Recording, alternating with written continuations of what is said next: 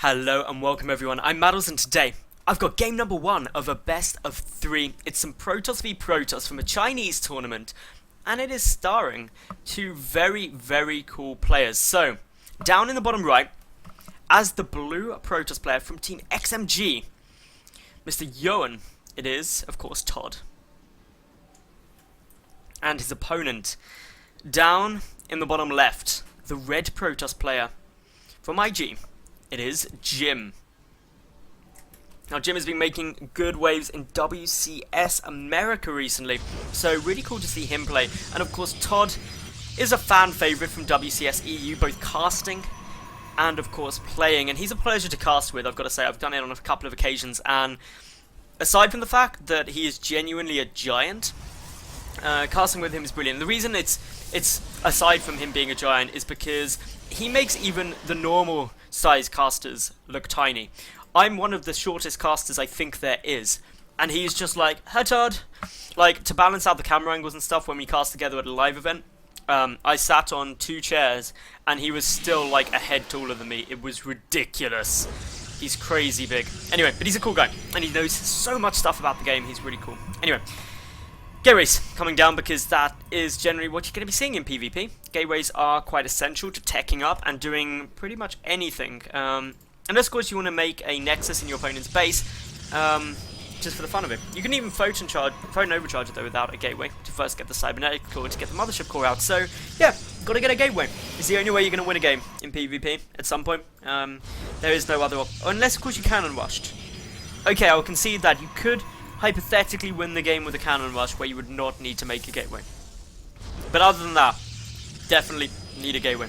Now, second gas coming down here for Jim, though second gas yet for ToD, but of course ToD has got 3 probes in his one. Jim getting 3 probes in both of his gas, 6 in total. That just means that he's going to be teching pretty heavily. Could just be for some sentries to come out and the mothership core playing it very defensive. Could also be for things like blink, because this map quite good for blink play due to this cliff area. Could be for DTs, could be for a Stargate. Stargate's also good on this map because of all of this dead space that we do love. So they're all possible. Apparently ToD needed the toilet there. That's a bit more unusual, but I'm glad he went, because if you need the loot, you definitely do not want to be trying to play StarCraft and concentrating at this level. So, anyway, Cybercore is coming down. We do have now the second gateway, though, for ToD. He's already got his Cybercore done. He's getting Warp Gate tech, and there from Jim is the Stargate. So, Stargate is going to be coming out, an aggressive opening. Will it be Oracle? Potentially, will it be Phoenix? Probably. We've also got a pylon, though, down here from ToD. This is giving him a lot of vision about anything that may be trying to sneak its way through. The second gateway as well will help him in order to defend anything that comes out of this Stargate, especially if he identifies it fairly soon. Jim with a small little supply block, and I say small, it's actually quite a substantial supply block at 26 supply. This pylon very late, much later than it wants to be, and it's really delayed that stalker coming out, delayed the probe count. And ToD now, he's going to be able to pump out a good number of units. So his mothership core is making its way across the map. Going to go and scout, because that's a good way to use a mothership core actually in PvP, especially in these positions where you can just come and check it over. They are going to bump heads. There's the Phoenix, though, coming out from Jim, and that means that the scouting mothership core, unless it mass recalls, will die. And that's sad, because no one wants to see the mothership core die. That's bad times. Anyway, Jim pulling back his mothership core as well. The Phoenix getting chrono boosted. The second Phoenix, should I say. Is it spotted by ToD, though? I think it may have been, actually. But ToD already getting down his natural. He's getting a couple of, well, he's busy producing sentries, actually. So that's pretty cool. While getting out the robotics facility, this one Phoenix is not in the slightest bit scary, because it can lift a probe or shoot a probe. It cannot do both. Now, ToD opting to lose the mothership core in order to get a time warp down on a lot of probes. Going to really try and delay the income, reduce the income of Jim. And we can see that's having about 100 minerals a minute effect, considering that they're on equal work accounts. So, not a huge loss there, but enough just to be a little bit frustrating. And 100 minerals a minute for the duration of a time warp is enough to make it noticeable. So, ToD now getting down the Twilight Council and additional gateway cancelling the robotics facility after seeing that Phoenix. So, interesting cancel there, switching up the sort of playstyle he's going to be going for. Instead, getting down, of course, his natural nearly done. And a very interesting place to put a pylon here for ToD at the very top of the map. Not sure what he's going to be doing with that, but we do see the Phoenix starting to move their way forward. We've got some more Stalkers on their way out, just in order to try and prevent these from doing too much. The Twilight Council has now done. Blink should get started, or indeed, just a proxy Dark Shrine. I should have realised that's what he was doing with that pylon, but oh, ToD with the proxy DTs. This is not going to get scouted. Like, the chances of Jim coming up here to scout pretty much like 1 in a million. It's not somewhere you'd ever normally go. Jim is busy getting down his natural. Of course, we see that ToD flying in with the hallucinated Phoenix. Just to take a look and a quick little peek at what's happening. The robotics facility is on its way, so an observer could come out, but will that observer come out and actually stay in the base, or will it come and scout?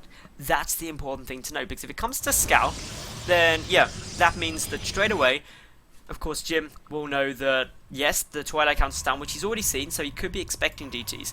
But if it moves out to ToD's base, it's not going to be able to get back in order to defend. Now, remember as well, so far, not much has been seen, and I think those Phoenix actually came in and saw that the Twilight Council was researching something, so if it did spot that, it would have been a really big scout, because that would say Blink's coming down, and this is a 4-gate Blink Stalker build with the natural up, and that could prevent the observer from staying back thinking it's DTs, because the DT Shrine, of course, is sitting there, out of the way, not going to get scouted. Stalkers going to start chasing this down. Photon Overcharge being triggered, actually trying to do some nice damage here to those Phoenix. Jim, with a moment of not controlling it, nearly loses one. It gets away with literally 10 HP, but ToD now moving for the DT.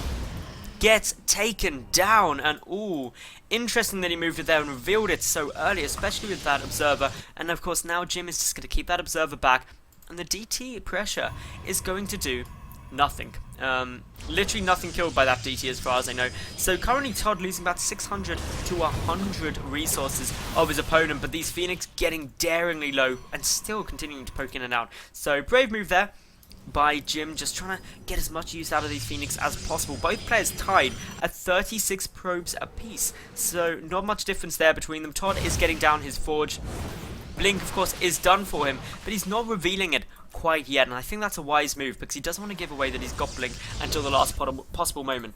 Now, Jim, he's getting down that robotic space, so he's going to be taking up into Colossi. The first Immortal also on its way down, sorry, second Immortal on its way down, which means that he will be able to deal with these Stalkers quite nicely, but it's once the Colossus come out that he's going to be very strong, because while late game, Mass Colossus isn't that effective once you start getting those Archons and Tempest out, etc.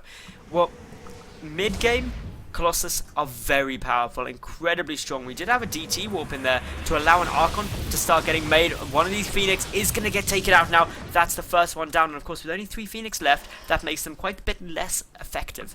Now, Twilight Council for Jim is also on its way. Forge for Jim too, but that's behind the Forge of ToD, who's already busy researching his +1 and chrono boosting it. So he's going to have a better upgrade to his robotics facility, nearly complete, but locks behind the robotics bay of Jim, who's getting down his first Colossus already. Chrono boosting, probably on extended thermal lance or the Colossus. We'll have to wait and see, but certainly ToD, he's not going to be too unhappy with how this game is going for the moment. He's pretty much staying on par in terms of the worker count, 48 to 46. Slightly behind in the army supply, but that's just because he's lost about double the resources of his opponent.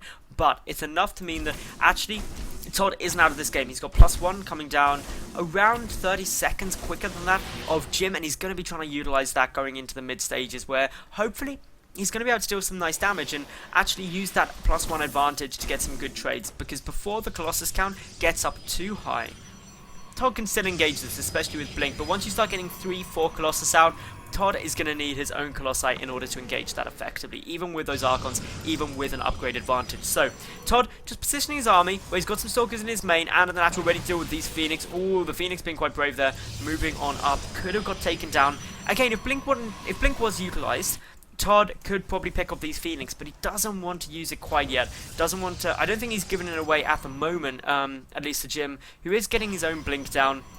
But ToD, starting to move forward, is going to see those 2 Colossi very early. That may actually stop him moving out, and yeah, I think that's a good move from ToD. He doesn't want to be going for that up against 2 Colossi already there. A third one would be out by the time the push got there anyway. So ToD just going to pull back, sit and play defensive. He's getting +2 out immediately. Also, with the second Colossus, his first Colossus is getting produced. Extended thermal lance.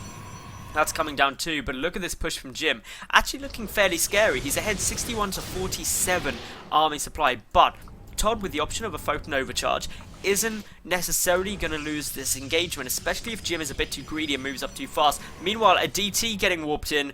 Where are you, DT? What are you doing? Okay, just a couple of DTs. Going to be making some Archons, most likely. Could also help dealing a bit more damage, because is the Observer with the army? Yes, it is. So, okay, the DTs will need to become an Archon. But ToD, he's just trying to get himself into a good defensive position, still behind by about 12 army supplies, so not a huge amount. His first Colossus is out, but it does not have extended thermal lance, and ToD just going to trigger Photon Overcharge. He doesn't want to engage unless he absolutely has to while he's down on the Colossus count, and also does not have extended thermal lance. ToD's second Colossus about to pop out. He's got an Immortal there, but 2 Immortals are already down there for Jim too, so this is a very tense position for both players. Jim knows he needs to deal some damage, because the longer he gives ToD, the better the position ToD's going to get in. Both players tied at 1-1. ToD is going to have +2 done in 60 seconds time, but here comes another engagement. Which way is it going to go? Well, we can see that the Colossi dealing some nice damage. The Archon's tanking up a bit. A hallucinated Archon or two also in the mix, just trying to make this army look a little bit more scary for ToD. Another Colossus from the side on its way forward, and it looks like ToD winning this engagement at the moment with the hallucinations tanking up some of the fire, but the 3 Colossi at the back, they are still in this fight. The Phoenix trying to pick off the Colossus. One goes down for ToD. The second one is about to go down. And of course, Jim, just by keeping those Colossus alive, with the 4th one now entering into the mix, is starting to look very good. And I think ToD is going to have to GG out here, because while the Gateway army got taken very quickly by ToD, he just was unable to deal with those Colossi at the back. And so game 1 goes to the Chinese player, Jim. So, flick over to my channel, find game 2, and I'll see you there in just a second.